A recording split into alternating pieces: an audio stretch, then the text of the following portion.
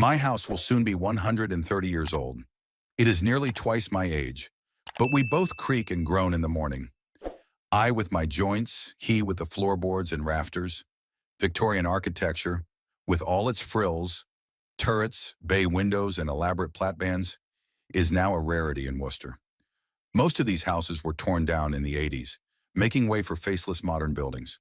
My name is Leonard Davison. I'm 76 years old, and I live in the house my grandfather built. There used to be at least a dozen of these houses on Beacon Street. Now only mine remains. 3 stories of dark wood and red brick, skylights that look out onto the street like squinted eyes, and a porch with carved columns. Inside are 15 rooms, most of which are now closed. I only live in a few: a bedroom on the second floor, a kitchen, a living room, and a workshop in the basement.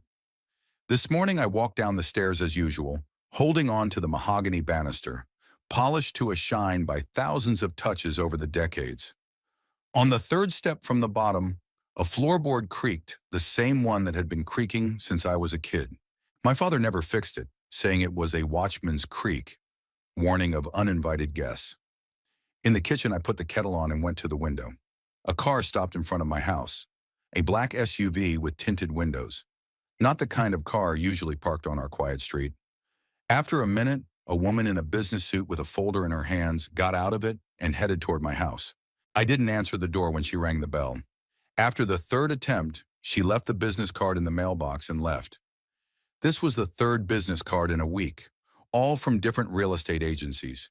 I didn't invite anyone or put the house on the market. Something is going on, and I'm sure it has something to do with my son Brandon and his wife Felicity. Grace, my late wife, used to say I was too hard on the boy. Maybe she was right. I wanted him to carry on the family business, to become a cabinet maker like me and my father before me. But Brandon chose to work as an insurance appraiser, a stable profession, as he put it, as if building furniture that will outlive you and your children wasn't stable enough.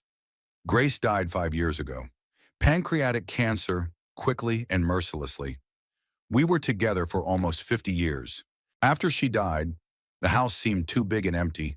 Brandon offered to move in with him and Felicity, but I declined. This house is all I have left but memories. Felicity never made a secret of how she felt about our old house. A museum piece, she once said, thinking I couldn't hear. Her mother, Vanessa, was even worse.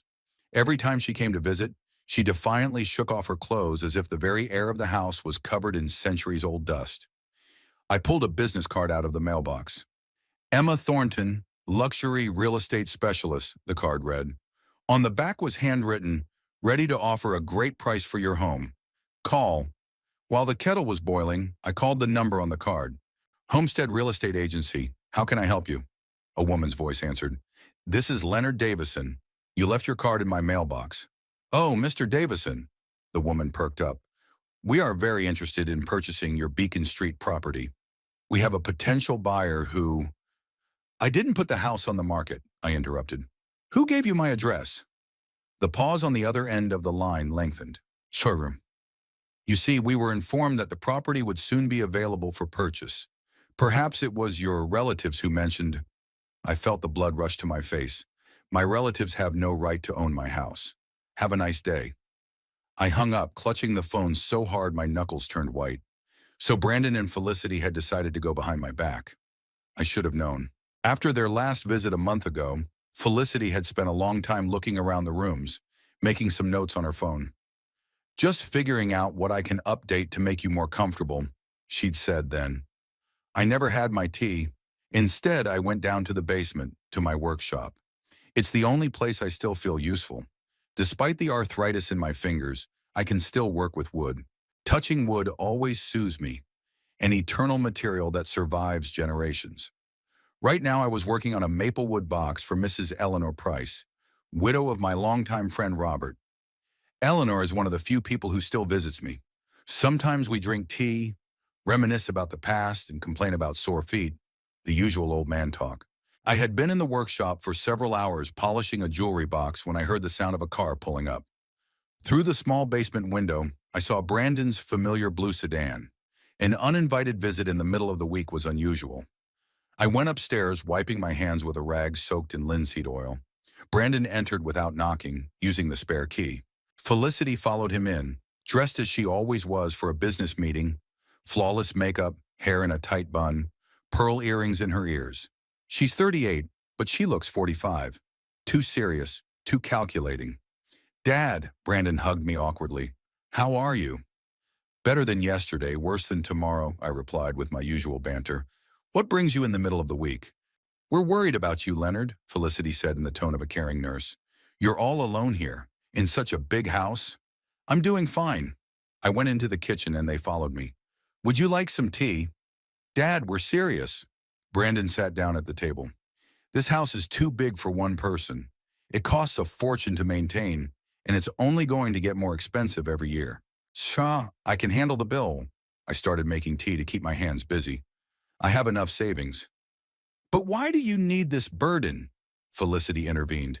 "You could sell the house, buy a cozy apartment, and live carefree."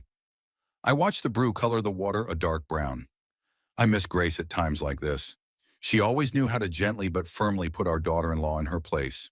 "This house was built by my grandfather," I said quietly. "My father was born in it. Me and you, Brandon. Your mother died here. It's not just walls and a roof. It's our family history. History is beautiful, Dad, but you can't live in the past forever." Brandon spoke softly, but I could hear the rehearsed notes in his voice. "Think about the future. What happens to the house when you're gone?" "No. When I die, the house will pass to you, as we've always planned." I set the cups of tea in front of them. "What am I supposed to do with it?" There was a hint of irritation in my son's voice. "Felicity and I aren't moving here." "You can sell it then if you want," I shrugged. "But as long as I'm alive, the house is still mine." Felicity and Brandon looked at each other, and I saw something in that look that made me uncomfortable. "There's another option," Felicity began cautiously. "Mom knows a great real estate agent. He suggested an auction. It's the most profitable way to sell such a unusual property." "Auction?" I took a sip of tea, trying to hide my surprise. "Since when does your mother make decisions about my house?" "Don't start, Dad," Brandon grumbled. "We were just discussing options." Behind my back, I set the cup aside. "And not just discussing. A realtor was here this morning, the third one this week. For some reason, they're convinced the house will be on the market soon." A flicker of irritation flashed across Felicity's face, but she quickly pulled herself together. "It's just a preliminary consultation, Leonard. We want you to get the best value when you decide to sell." "If I decide," I corrected. "When you decide to sell," she repeated with pressure. "It's not wise to live alone in a house like this at your age." After they left, I sat on the porch for a long time, looking out at the street where I'd grown up. Most of the neighbors I remembered from my childhood had long since died or moved away. New faces, new families. I had become a living anachronism, just like my house. In the evening, Eleanor called to see how work on the box was progressing.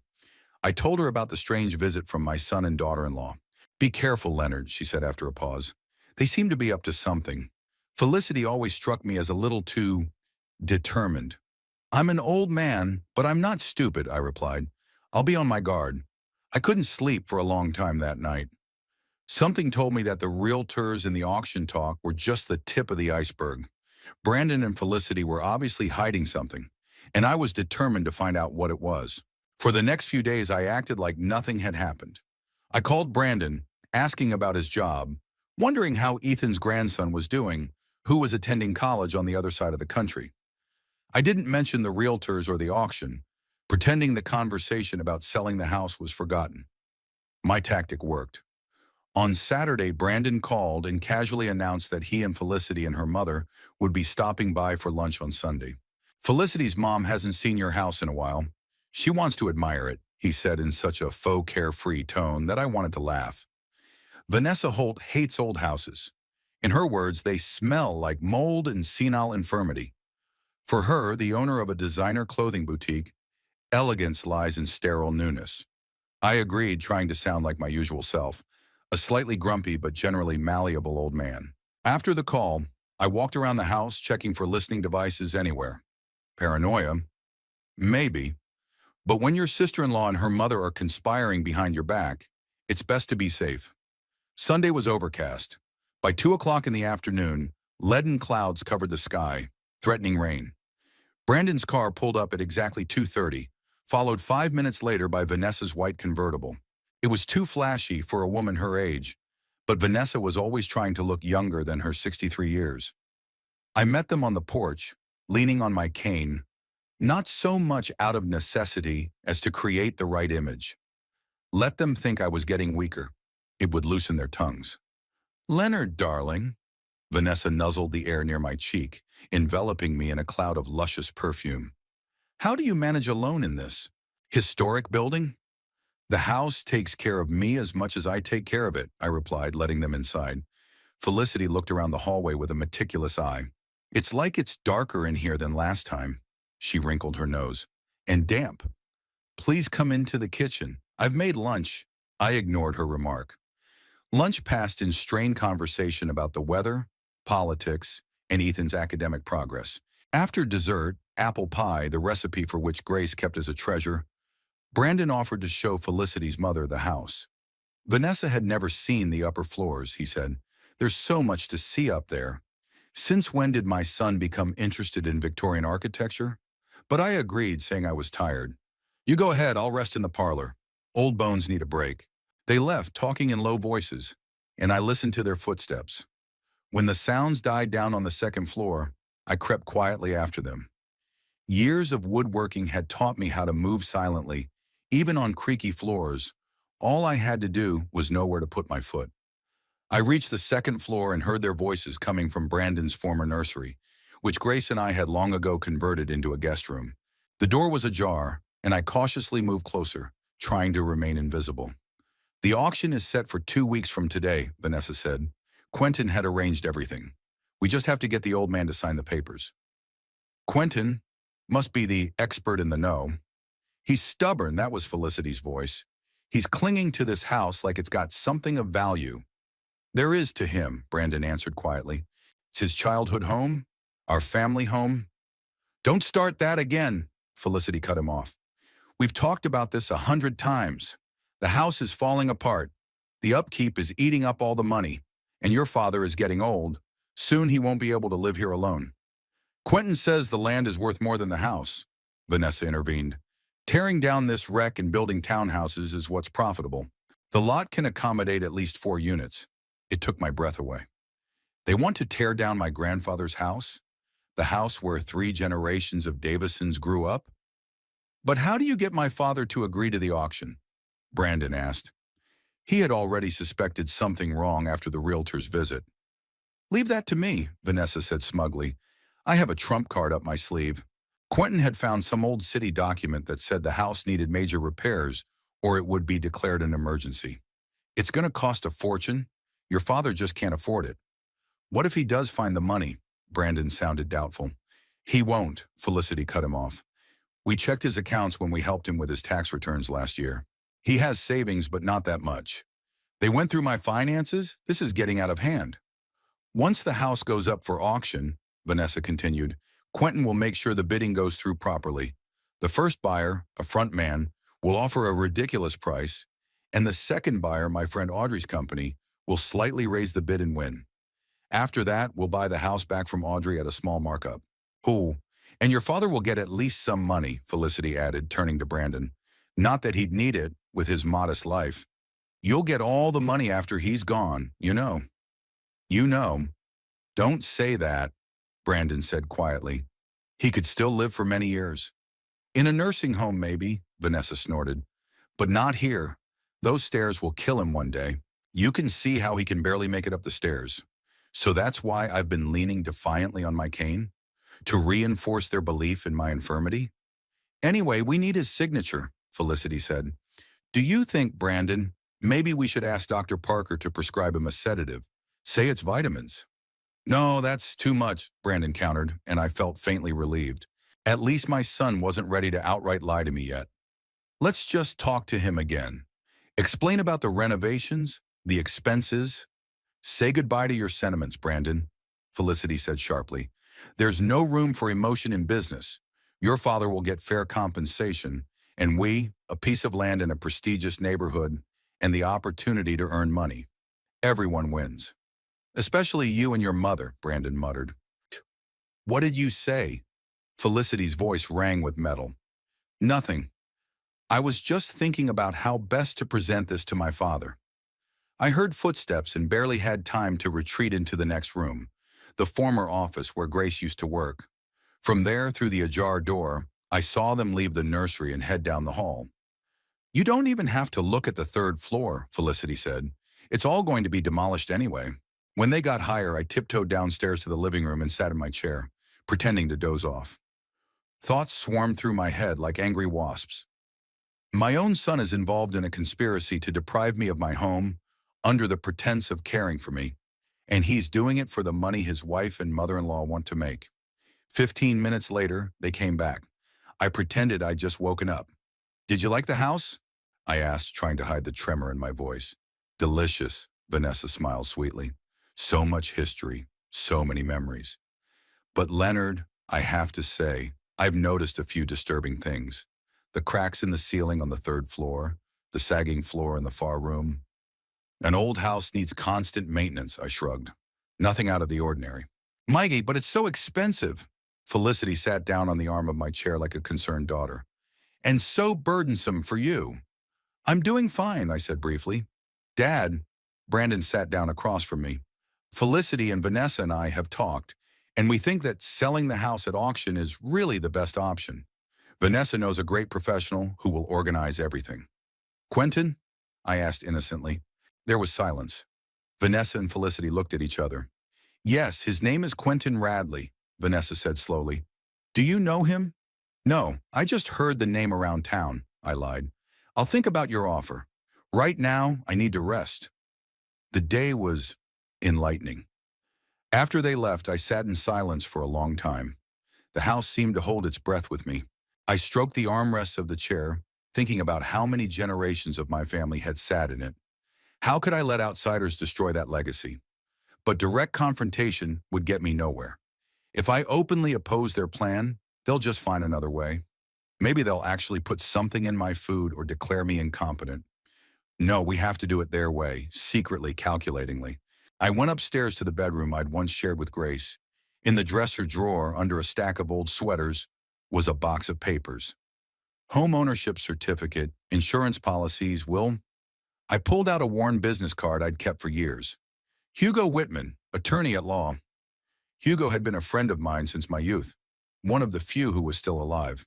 Picking up the phone, I dialed the number. After the third ring, I heard a familiar, husky voice. Whitman here. Hugo, it's Leo. I need your help, I said. I'm having trouble with my family and my house. What's wrong, old man? I briefly outlined the situation. Hugo listened without interrupting, only occasionally snickering. What a family, he said when I was done. What do you want to do? I don't know yet, I admitted, but I'm not giving them the house, not for any money. Then we need a plan, Hugo said quietly. Come to my office tomorrow and bring all the deeds to the house. I think I have an idea. When I hung up the phone, I was relieved. I had an ally. My hands may not be as strong as they used to be, but my mind is still sharp. I'm not going down without a fight. If Brandon and Felicity want a war, they'll get one. 2 weeks flew by like a day. Hugo and I worked out a detailed plan of action, and I was ready for the big day. Strangely, I wasn't nervous at all. I felt more like a hunter on the prowl. Perhaps it was age. When you are over 70, many fears recede. What's the worst that could happen? I'll lose and be without a home? Sad, but not fatal. But if I win... The morning of the auction day was clear and cold. The first frost covered the lawns with frost, which sparkled in the rays of the rising sun. I rose early, stood under a hot shower for a long time, kneading old joints, then shaved thoroughly. I pulled my best suit out of the closet, the navy blue one with the vest I'd worn to Grace's funeral. It had gotten a little big in 5 years, age drying up the body, but it still fit decently. Brandon was supposed to pick me up at 10. The auction started at 11 at the Worcester City Hall. Vanessa, with the help of her Quentin, had persuaded the city to issue some kind of injunction to fix up the house, and I had agreed to put it up for auction, as if I couldn't see any other way out. My son arrived 1 minute later. He looked tense, avoided looking me in the eye. Are you ready, Dad? He asked, tapping his fingers nervously on the steering wheel. As ready as you can be to lose the house you've lived in all your life, I answered with deliberate bitterness. Brandon flinched but didn't say anything. We didn't exchange another word the whole way. I stared out the window at the familiar streets of Worcester floating by and thought about how my own son had been so weak that he'd let his wife and mother-in-law manipulate him. Worcester City Hall is an impressive red brick building with white columns and dome. As a young man, I was involved in its restoration, working on the wood paneling in the main hall. My work is still there. The oak rosettes on the ceiling beams, which I carved by hand. Felicity and Vanessa were already waiting for us in the hall, both in smart suits, as if they were at a business meeting. Next to them stood a thin man with slicked-back hair and a face as sharp as a ferret's. It had to be the notorious Quentin Radley. "Leonard, how are you?" Vanessa stepped toward me with feigned concern. "Tough day, I know." "I'll get over it," I said dryly. "It's not the first time I've lost something precious." Felicity wrinkled her nose slightly, but quickly returned the mask of sympathy to her face. "Let me introduce you to Quentin Radley," she said. "He's the real estate expert who organized the auction." "It's a pleasure, Mr. Davison." Radley held out his hand with long, piano-like fingers. "I'm sorry about the circumstances, but I assure you, I'll do my best to make the process go smoothly." "You bet," I thought, shaking the cold palm. "It's time to go. The auction is about to start." Vanessa hurried everyone up. The auction was held in the small meeting room. The room was about half full, about 20 people. Most of them, most likely, were representatives of real estate developers attracted by the opportunity to buy a plot of land in the historic district. I noticed a few familiar faces, neighbors who had probably come out of curiosity. Brandon and I sat in the front row. Felicity sat next to him, and Vanessa sat a little farther back, next to an older woman in an elegant hat, probably her friend Audrey, who was to play a role in their scam. Quentin Radley walked to the podium, where the auctioneer, a heavyset man with a bushy mustache, was already standing. I looked around and spotted Hugo in the far corner of the room, who nodded at me. Everything was going according to plan. The auction began with formal announcements. The auctioneer read the lot description: a historic Victorian-style building at number 38 Beacon Street with an adjoining parcel of land of 0.5 of an acre. He then mentioned the city ordinance requiring major repairs and announced a starting price of $250,000, which was ridiculously low for such a house and lot in this neighborhood. "The house needs a lot of work," the auctioneer explained, "so the starting price is below market value." I felt Felicity lean over to Brandon and whisper something in his ear. My son sat stone-faced, looking straight ahead. The bidders were given license plates. I got the number 17 plate, which I kept lowered in my lap for now, hidden from view. "So, we start the bidding with a starting price of $250,000, announced the auctioneer. "Who bids $250,000? The sign was raised by an unassuming woman in the back row, clearly a front person, the first participant in the conspiracy. "We have an offer of $250,000, confirmed the auctioneer. "Who's offering $275,000? Silence. No one raised the sign. 250,000 times, the auctioneer began counting down. I noticed Audrey, Vanessa's friend, nervously rubbing her plate, waiting for the signal. 250,000, Vanessa gave Audrey a subtle nod and she held up her sign. "We have a bid of 275,000, announced the auctioneer. "Who's offering 300,000? Silence again. Everything was going exactly according to Vanessa's script. I could feel Felicity beside me starting to relax. Their plan was working. 275,000 times. 275,000, I continued to sit still, feeling my heart pounding in my chest, but not from fear, from anticipation. 275,003, the auctioneer raised his gavel. "Sold for $275,000 to the bidder number 23. The gavel had already started to come down when I raised my placard sharply. 300,000, I said loudly. The gavel froze in midair. A whisper swept through the hall. Felicity beside me flinched and turned around, her face contorted with shock. We have a bid of 300,000 from bidder number 17. The auctioneer seemed surprised, but quickly pulled himself together. Who's offering 325,000? Vanessa furiously whispered something in Audrey's ear, but she shook her head in confusion. Apparently, she didn't have the authority to raise the bid without prior approval. Radley, standing at the podium, looked as if he had swallowed a lemon. 300,000 times, the auctioneer began. What are you doing? Felicity hissed furiously, leaning over Brandon toward me. You can't bid on your own house. Why not? I asked innocently. There's no such prohibition in the rules. But you don't have that kind of money. Her eyes widened with anger. Are you sure? I smiled. You only check my regular accounts, right?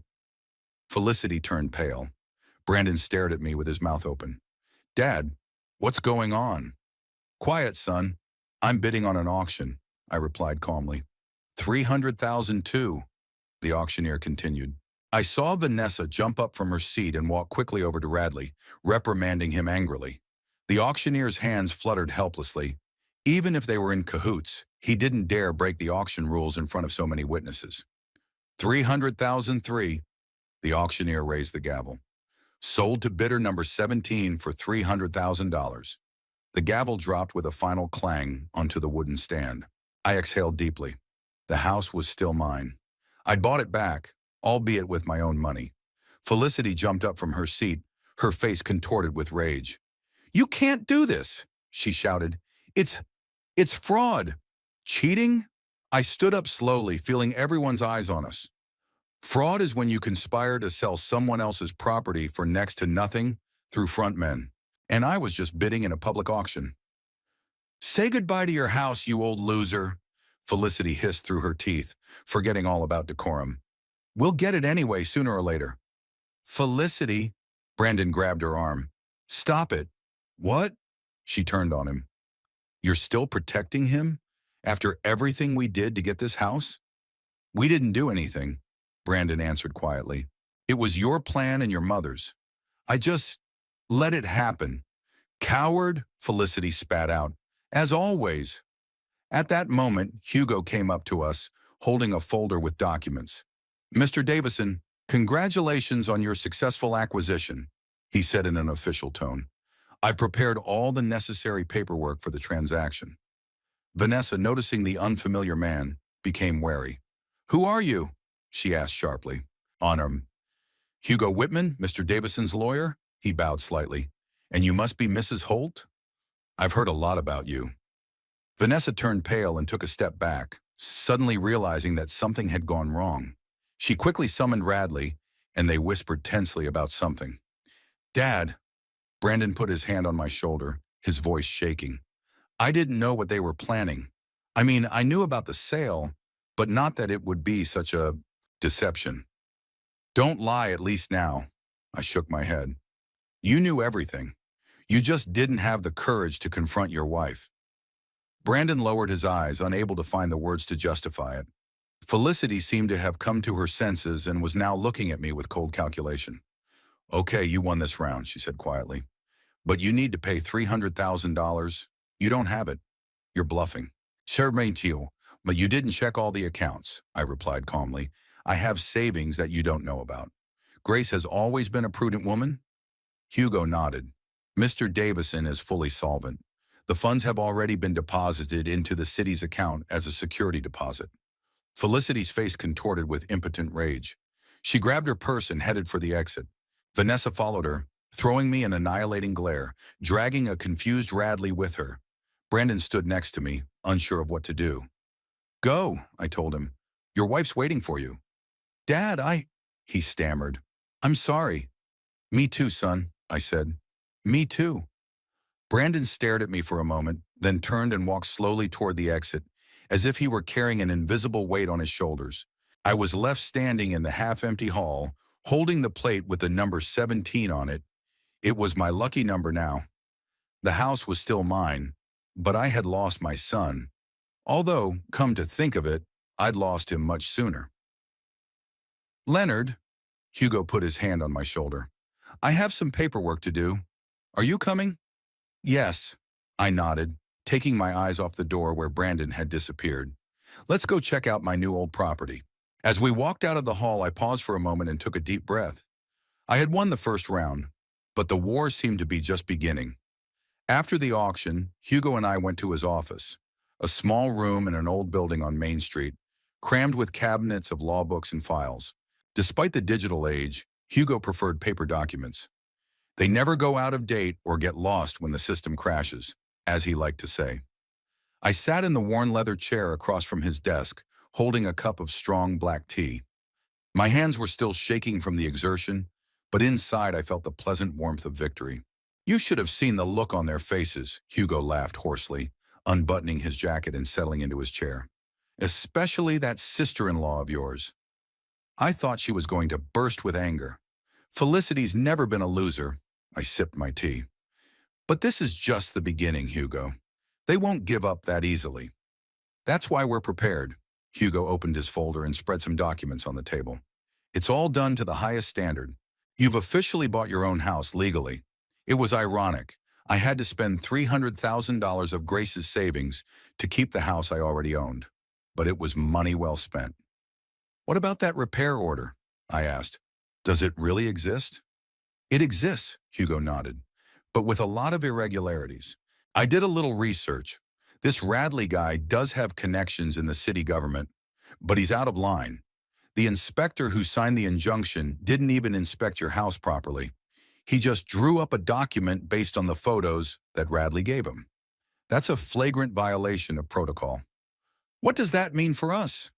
It means we can challenge the ordinance. Hugo smiled victoriously. I've already filed a complaint with the city council and requested a second inspection. Plus, I did some research on the inspector. Turns out he's a cousin of your mother-in-law's friend. Clear conflict of interest. I shook my head, amazed at the scale of the conspiracy. They really thought it through. But they didn't realize that you could be prepared too. Hugo winked. By the way, you were right to call me right after you overheard their conversation. It gave us time. I remembered the day I'd first come to Hugo's office after I'd heard about the family's plans. My old friend immediately understood the gravity of the situation. We need to act on several fronts, he said then. First, check your finances and make sure you have the funds to participate in the auction. Second, investigate the suspicious ordinance. Third, prepare a legal defense in case they try to challenge the auction results. We started with finance. Hugo helped me access an investment account that Grace and I had set up years ago. We rarely used the money, preferring to live on my pension and a small income from occasional carpentry jobs. Over the decades, the amount in the account had grown to an impressive sum of over $400,000. Brandon and Felicity didn't know the account existed because it was never mentioned on the annual tax documents they helped me fill out. You're lucky your wife was so thoughtful, Hugo remarked as we transferred some of the funds to the special account for the auction. Grace always said, keep some of your eggs in a separate basket that no one can see. I smiled at the memory. She didn't trust banks after the story of her parents losing all their savings during the financial crisis. Hugo then tackled the repair ordinance. He used his connections in the city administration to get a copy of the document and find out who had signed it. Inspector Morris, he said, studying the paper. That name sounds familiar. Oh, yes, Alan Morris. You remember Jennifer Morris, who runs the flower store on Oak Street? That's her husband, and she's in the same book club as Audrey Parker, your mother-in-law's friend, if I'm not mistaken. Too small a town for big secrets, I remarked, and too big a violation for a small town. Hugo tapped his finger on the document. Says here that your house has critical structural damage, requiring immediate repair at a cost of at least $180,000. But judging by the date of the inspection, Morris supposedly inspected your house on a day when you were definitely home all day. You would have noticed the official inspection. I didn't let anyone into the house that day, I confirmed. So there was no inspection, Hugo made a notation. And that's grounds for a challenge. Finally, we worked out a plan of action for the auction itself. Hugo explained to me that legally I had every right to bid for my own house, especially if the auction was ordered by the city and not on my own initiative. But they'll probably be surprised, he warned, and they may try to stop the auction or challenge the results. So I'll be there as your official representative, with a power of attorney and all the necessary documents. Now, sitting in Hugo's office after the successful operation, I felt both relief and anxiety. I had kept my home, but I had lost my family. Although, to be honest, I hadn't had a family for a long time, just the illusion of family ties. What now? I asked, setting the empty cup on the table. Now we wait for their next move. Hugo leaned back in his chair. They may try to challenge the auction results or file a complaint about some breach of procedure, but they don't stand a chance. Everything was conducted according to the rules. Or they could come up with something new, I remarked. Felicity isn't one to give up easily.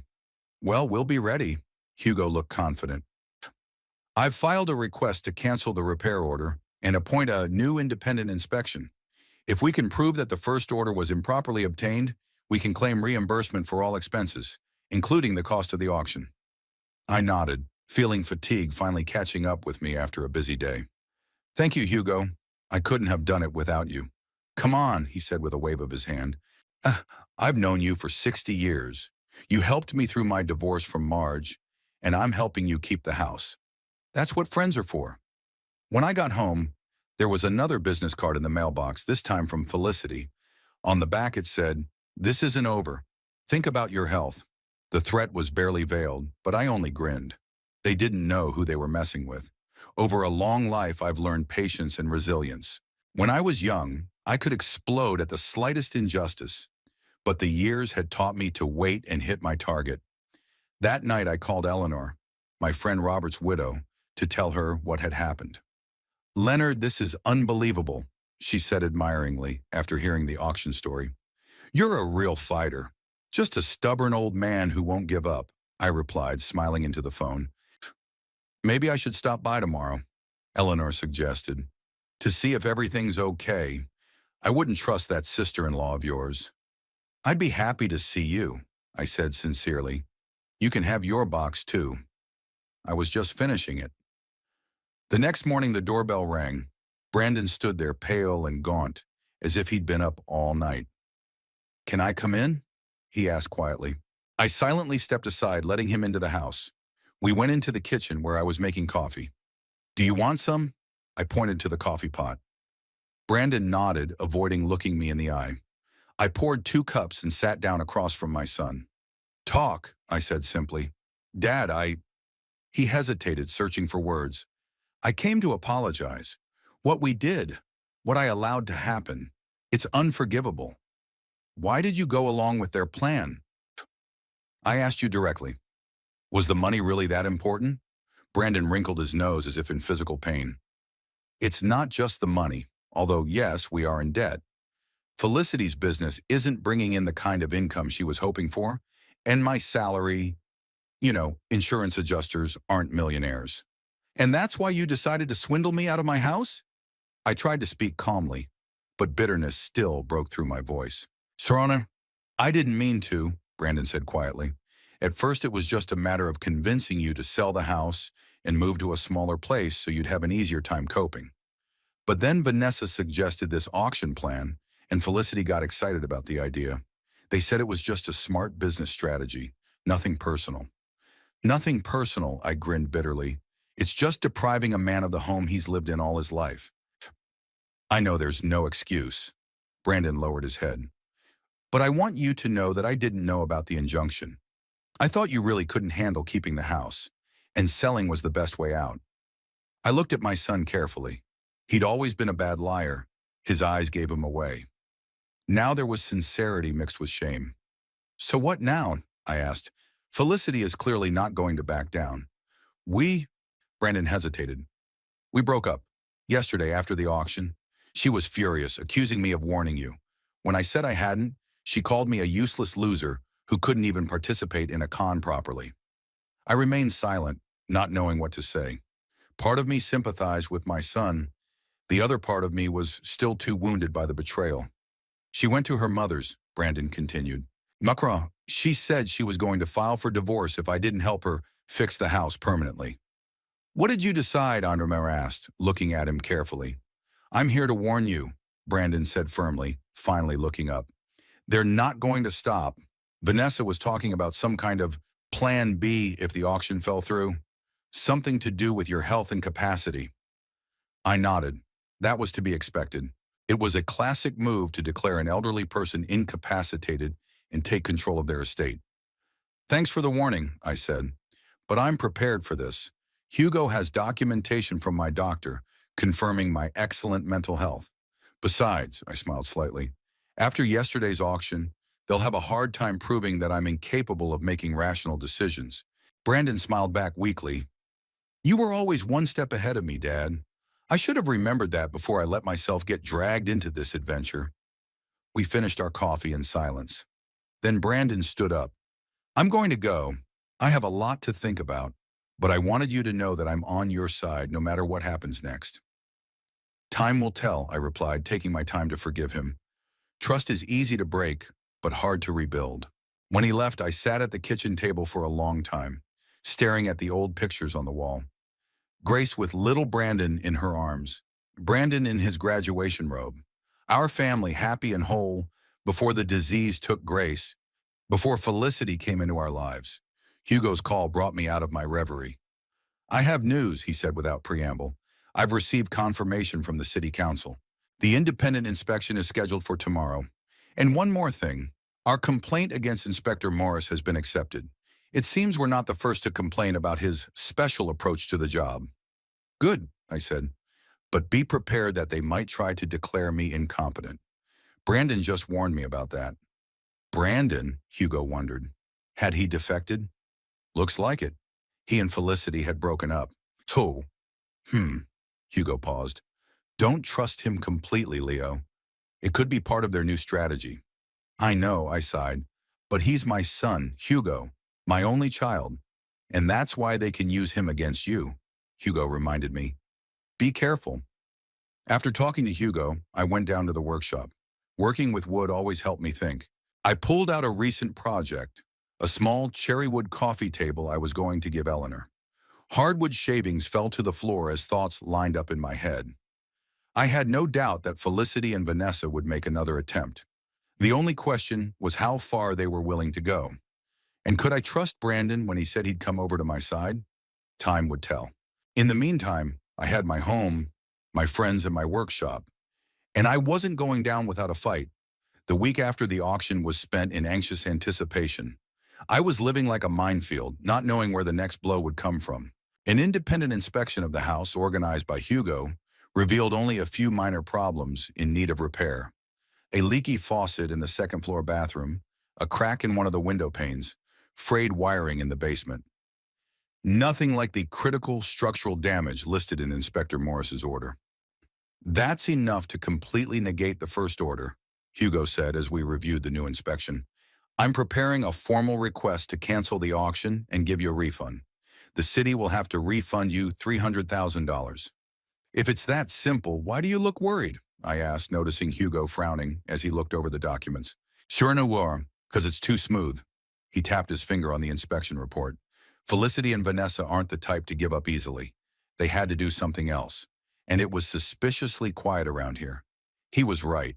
Neither Felicity nor Vanessa called or showed up.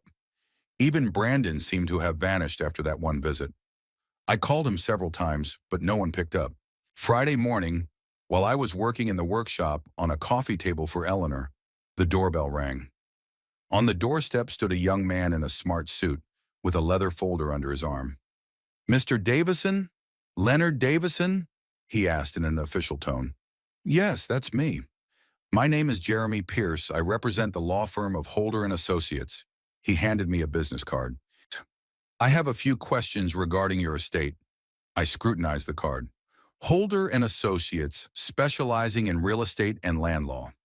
Who is your client, Mr. Pierce? I asked bluntly. Orem Development, he replied, slightly surprised by my question. They are interested in acquiring your property for a new residential development project. Orem Development? The name sounded unfamiliar. Never heard of them. They're a new company in the Worcester market. Pierce smiled a practiced smile. They specialize in redevelopment of historic districts. May I come in? I'd like to discuss their proposal. I hesitated, then stepped aside, letting him inside. Something told me Felicity and Vanessa were behind this, but I'd better find out what they were up to. We went into the living room and Pierce pulled a glossy brochure out of a folder with a picture of fancy townhouses with a park in the background. Beacon Gardens is the name of the new development, he began, laying out the materials on the coffee table. 6 luxury townhouses overlooking the park, using environmentally friendly materials and state-of-the-art technology. And where is this complex planned? On me, I asked, although I already guessed the answer. Here, Pierce pointed to the map in the booklet. On the site of your house and the adjacent plot. And who are the owners of Orem Development? I looked at him carefully. Pierce hesitated. I'm not authorized to divulge that information, but I can assure you that they are respectable businessmen with extensive experience in real estate. Mr. Pierce, I put the booklet aside, tell your clients that I'm not selling the house. Not now, not in the foreseeable future. But you haven't even listened to the offer, he objected. They're willing to pay well above market value. How much? I asked out of curiosity. $500,000, Pierce said proudly. That's 40% above the current appraisal. I shook my head. Tell Orem Development that the house is not for sale at any price. And tell Vanessa Holt and Felicity Davison that I'm not as stupid as they think. Pierce's face stretched. I don't know who you're talking about. Of course. I stood up, signaling that the conversation was over. Good day, Mr. Pierce. As soon as he left, I called Hugo and told him about the strange visit. Orem Development, you say? Hugo hummed. We'll check it out in a moment. An hour later, he called back. The company was registered 3 weeks ago. Guess who the director is? Vanessa? I guessed. Close. Audrey Parker, her best friend. And the main investor is some company from the Cayman Islands. I bet if you dig deeper, you'll find a connection to Vanessa. So the auction plan failed, and now they're trying to buy the house outright, I concluded. I guess so. But why are they being so generous all of a sudden? $500,000 is really above market price. Because the townhouses on this lot will bring them many times more, I suggested. But there's only one way to know for sure. What are you up to, Leo? Hugo sounded worried. I want to talk to Brandon. Straight up. After talking to Hugo, I tried my son again. This time the phone picked up after the 3rd ring. Dad? Brandon sounded tired. We need to talk, I said without preamble. A representative from Orem Development came to see me today. A pause on the other end of the line. I'll be there in an hour, Brandon finally answered and hung up. He showed up even earlier, 45 minutes later. He looked even worse than the last time he'd been there. Wrinkled suit, stubble on his face, bags under his eyes. Would you like a drink? I asked as I led him into the living room. Coffee, or something stronger. Coffee, please, he sank into a chair. With whiskey if you have it. I grinned. Apparently the situation was really difficult if my son, who usually avoided alcohol, was asking for whiskey in the middle of the day. I made him a coffee with some good Scotch whiskey added. Myself a simple black coffee. So, I sat down across from him. What's going on? Brandon took a big sip, crinkled his nose, and set the cup down. Felicity filed for divorce. She's demanding half of all the assets and alimony, and she claims I blew a big deal that would have made us a fortune. Beacon Gardens townhouses? I asked. Brandon nodded. You know, I was shown the brochure today. It's a very ambitious project. It's just the tip of the iceberg. Brandon rubbed his face with his hands. The townhouses were just the first phase. After them, they planned to buy up the neighboring lots and build a whole residential complex with stores and offices. Worcester's New Center, they called it. They? I raised an eyebrow. Felicity, Vanessa, and Audrey, Brandon explained. Vanessa had long wanted to get into real estate, and Felicity needed money to expand her boutique. Audrey put up the initial capital. And when had they conceived this plan? Almost a year ago, Brandon lowered his eyes. After you refused to move in with us or into a nursing home, they decided that the only way to get your lot was to get rid of the house. The plan was to wait for a natural solution. My death, you mean? I said without anger, just stating a fact. Yes, he swallowed. But then there was this investor who needed to make a quick investment, and the plan was accelerated. And you agreed to be a part of it? I looked at my son carefully. Brandon looked up, his eyes a mixture of shame and despair. We're in debt, Dad. We're in a lot of debt. Felicity's boutique isn't turning a profit, and I lost my job 6 months ago. The insurance company downsized. What? I was genuinely surprised. Why didn't you tell me? How could I? Brandon grinned bitterly. You always thought I was a loser who chose a stable job over a real business.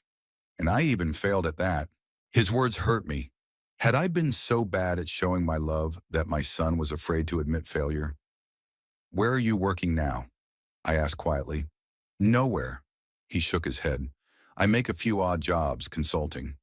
Felicity told everyone I was working from home, as a consultant. In reality, I just sat at home and sent out resumes. And the money? How did you live? Loans. Brandon reached for his cup again. Lots of loans. Felicity took them out to grow the boutique, but spent them on maintaining our lifestyle.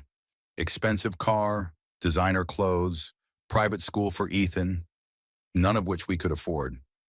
I've been trying to make sense of what I've heard. My son hid his unemployment for 6 months, was in debt, and agreed to participate in my house scam out of desperation. Why didn't you ask for help? I finally broke the heavy silence. I have savings. I could have. Pride, Brandon interrupted. Stupid, meaningless pride. And fear of Felicity. Uh, she's manipulative. When the house plan came up, she made it sound like it would not only solve our financial problems, but also help you. You'd get the money for the house that you would have left me as an inheritance anyway. And we'd relieve you of the burden of maintaining the old building. And then Quentin Radley showed up with a repair order. I continued. Yeah, Brandon nodded. It was Vanessa's idea. She knew you'd never sell the house willingly, so she needed to create a situation where you'd have no choice. So you planned to buy the house at auction for next to nothing through a front man. And then tear it down and build townhouses, Brandon finished. Vanessa had already made arrangements with a construction company. The project was going to bring in about $2 million in net profit. I whistled. The amount was impressive. And now what? They're trying to buy the house outright for 500 grand? Yeah, but that's just part of the new plan. Brandon finished his coffee in one gulp. If you refuse, they'll sue to have you declared incompetent. They've got some doctor ready to give an opinion. And since I'm your next of kin, you'll be the guardian and you can sell the house, I finished for him. Theoretically, yes, he looked me in the eye. But I won't do it, Dad, I swear. That's why I came to warn you. They plan to act quickly as soon as next week. I scrutinized my son's face. Was it genuine remorse or just another manipulation? But his eyes didn't lie. They showed real pain and shame. Why did you decide to tell me all this? I asked. You could have stayed with Felicity, gotten your share of the deal, solved the financial problems. Because there are things more important than money, Brandon answered quietly. I realized that when I saw you fighting for your house, you were willing to spend all your savings to preserve your family's legacy. And I was willing to destroy it all for money. He paused, then added, and also because I don't want to be like Felicity. She measures everything in dollars. Even people are judged by how much they can bring her. I've let her dictate my life for too long. I stared at my son in silence, not knowing what to say. For so many years, there had been a wall of misunderstanding between us, and now, at the worst possible moment, we were finally coming clean. What are you going to do next? I finally asked. I don't know, Brandon shrugged. Get a job, get an apartment, start over, I guess. And the debts? I'll pay it off little by little. He smiled weakly. It'll take years, but at least I'll know I'm doing the right thing. I thought about it. My son was sitting in front of me who had made a mistake, but had the strength to admit it. Could I turn my back on him now? You could stay here until you get back on your feet, I suggested, surprised at my own words. There was plenty of room in the house. Brandon looked up at me in surprise.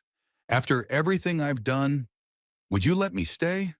You're my son, I answered simply, and this house has been in our family for 3 generations. Someday it will pass to you, and then to Ethan. Unless, of course, you tear it down, I added with a slight chuckle. Never, Brandon said firmly. I realized how important this house was to our family, to you. Then it's settled, I nodded. Move your stuff in when you're ready. Brandon stood up and hesitantly stepped toward me. Dad, Thank you. I stood up too, and after a second's hesitation, I hugged my son. He was a head taller than I was, but in that moment he seemed as lost as he had been when he came to me with a broken knee or a broken toy. We'll get through this, I said, patting him on the back.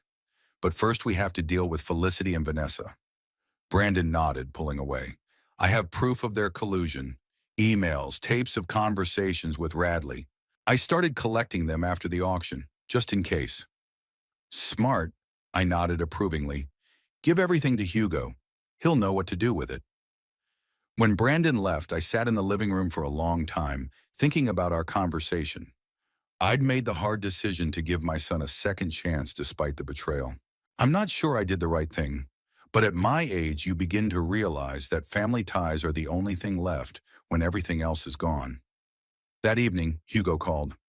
Leo, we got confirmation from the city council. The repair order has been invalidated. What's more, Inspector Morris has been suspended pending an investigation. The auction money will be refunded within 2 weeks. Nyam. That's great news, and I replied. But it's not over yet. Felicity and Vanessa are preparing a new blow. They want to declare me incompetent. I briefly recounted my conversation with Brandon. Hugo paused. Are you sure you can trust him? No, I answered honestly. But he's my son, and I want to give him a chance to redeem himself. I understand. Hugo's voice was non-judgmental. Well, if he's really on your side, his testimony against Felicity and Vanessa could be very useful. Have him contact me as soon as possible. I will, I promised. I hung up the phone and walked out onto the porch, taking a long look at my old house, towering in the fading dusk. It had witnessed so many events in our family's life, joys and sorrows, births and deaths. And now that it was threatened, I felt like its protector, the last guardian of family history. I will not let Felicity and Vanessa destroy our legacy, even if it means going to extreme lengths to do so. The events of the following weeks unfolded rapidly. Felicity, as Brandon had predicted, filed a petition in court to have me declared incompetent. However, thanks to Hugo's advanced preparation of documents from my doctor and psychiatrist, as well as evidence of collusion provided by Brandon, the court denied her petition. Moreover, the judge specifically noted the attempted auction fraud and recommended that prosecutors consider criminal prosecution against Felicity, Vanessa, and Quentin Radley. Brandon temporarily moved into my house, occupying his former childhood room on the second floor. At first, tension and awkwardness persisted between us, but as time went on, the ice began to melt. Brandon had found a new job at an insurance company in a neighboring town and drove there every morning in his tattered sedan, the one he'd been left with after splitting the estate with Felicity. We often talked in the evenings, sitting in the living room with cups of tea or glasses of whiskey, depending on the gravity of the day. These conversations gradually revealed to me the inner world of my son, whom it turned out I didn't know at all. His dreams, his fears, his frustrations, all the things we'd never talked about before, when Grace was alive or when Felicity came into our lives. You know, I've always wanted to learn your craft, Brandon admitted one day, eyeing the glass of amber liquid. I was just afraid I wouldn't live up to your expectations. My expectations? I wondered. I've never demanded perfection from you. Not in word, he replied quietly. But I've seen you work. Your hands created such things. I thought I'd never be able to do that. Those words made me wonder. Was I really unknowingly pressuring my son with my unspoken expectations? Perhaps my passion for excellence in woodworking had scared him away from the family craft. It's never too late to learn, I said after a pause. If you want to, of course. Brandon looked up at me in surprise. You'd teach me? Now? Why wouldn't I? I shrugged. I have plenty of time, and you live here now. We could work together in the workshop on weekends. So began our strange reconciliation. Not through words and explanations, but through working together. Every Saturday and Sunday we would go down to the workshop and I would show Brandon the basics of woodworking, how to choose the material, how to feel the grain of the wood, how to work with the tools. To my surprise, he discovered he had a real talent. His hands, unsure at first, quickly learned to understand wood, to see in a shapeless piece of wood the future product. Despite these moments of intimacy, however, Something between us remained unspoken. Brandon had always been too malleable to outside influences, first mine, then Felicity's. I feared that this character trait would sooner or later lead him to make bad decisions again. One evening, as we were working on a small dresser for his room, I decided to have a frank conversation. "Brandon," I began, putting the planer aside, "we need to talk about the future." "The future?" He looked up from the box he was working on. "I'm grateful for your help with Felicity and the trial, and I'm glad we've reconnected. But I'm not sure our living together is the best solution in the long run." Brandon slowly put the instrument down and straightened up. "You want me to move out?" "I want you to live your life," I replied. "You're 42 years old, Brandon. You should have your own life, not be a caregiver to your elderly father." "But I don't see it as a burden," he countered. "I like living here, working with you." "Right now," I nodded. "But what about a year from now? 2 years from now?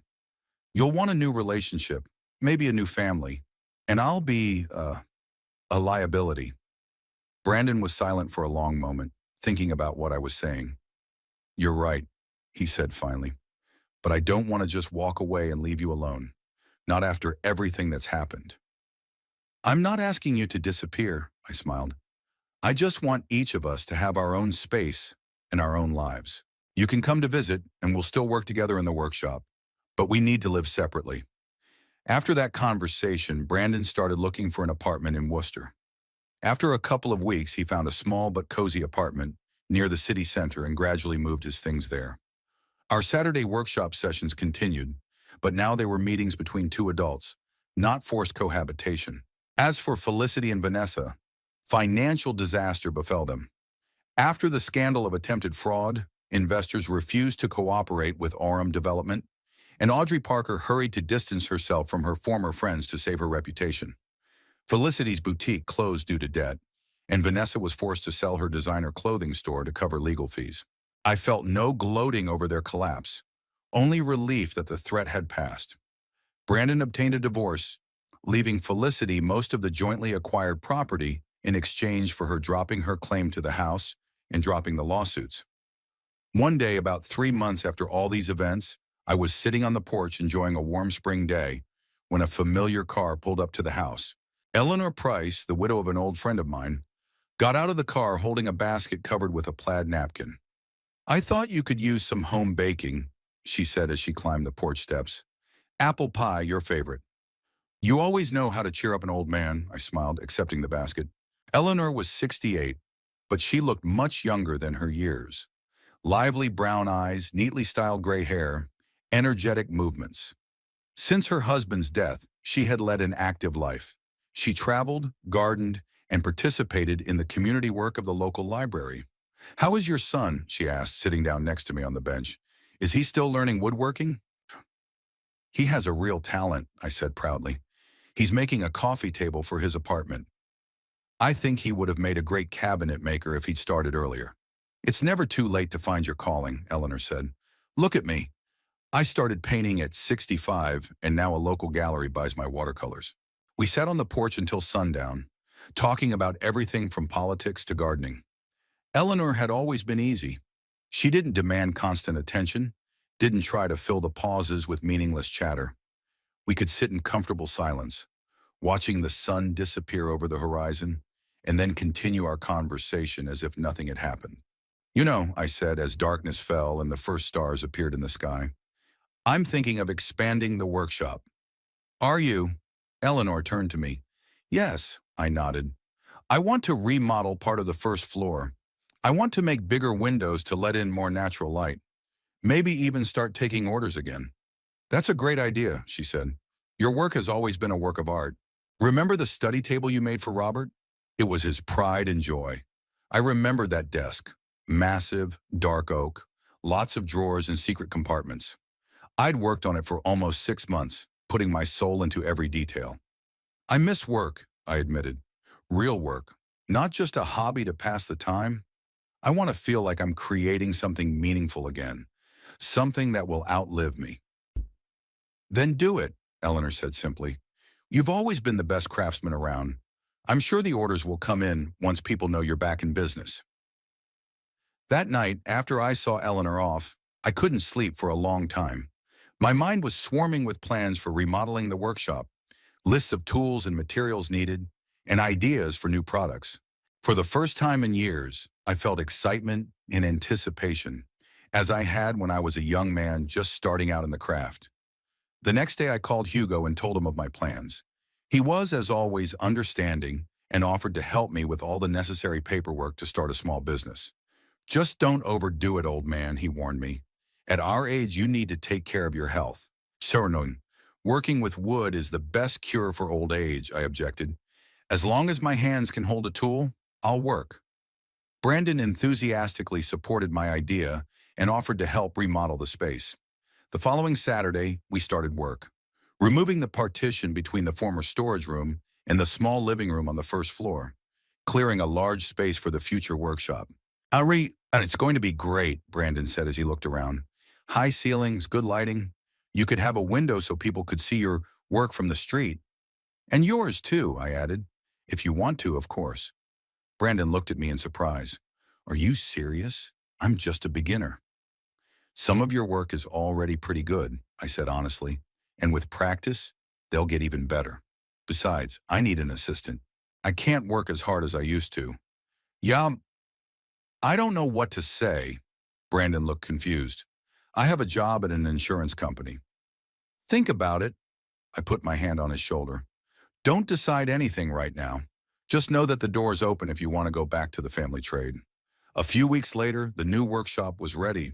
A bright, spacious room with large windows facing the street, handy workbenches, shelves of tools, racks of materials. I hung a small sign on the door.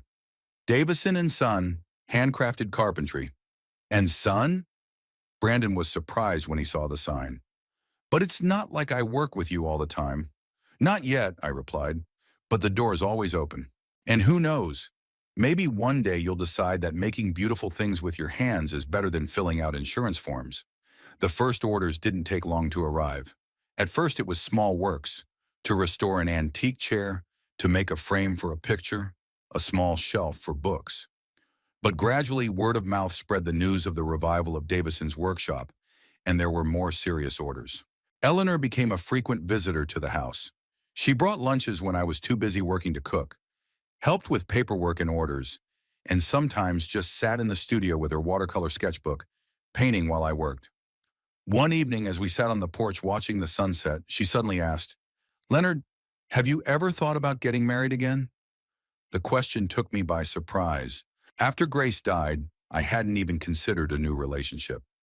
Honestly, no, I answered. Why do you ask? Eleanor blushed slightly, a surprisingly touching sight for a woman of her age. I just thought, we spend so much time together, and I think we're good together. I took her hand, a slender one, with delicate artist's fingers, covered with tiny specks of paint. Honeymoon, we're really good together, I agreed. And frankly, I can't imagine my life without you. But I'm 76, Eleanor. I'm a stubborn old man with a complicated character and a complicated past.